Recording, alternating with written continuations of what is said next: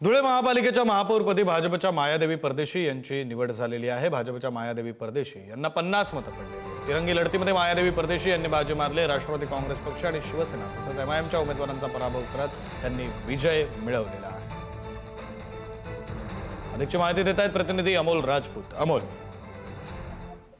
धुळे महापालिकेच्या महापौरपदी भारतीय जनता पार्टीच्या मायादेवी परदेशी या 50 मते घेऊन विजयी झालेले आहेत। 50 नगरसेवक हे भाजपचे होते आणि त्यामुळे त्या आता महापौरपदी ते विराजमान झालेले आहेत। राष्ट्रवादी अजित पवार गट आणि शिंदे गटाच्या शिवसेनेचे उमेदवार गीता तुषार नवरे यांना अवघे 13 मतं मिळालेले आहेत, तर एमआयएमचे हसीना बानो साजिद यांना 10 मतं मिळाले। यामुळे धुळे महापालिकेच्या महापौरपदी मायादेवी परदेशी या 50 मते घेऊन विजयी झालेले आहेत।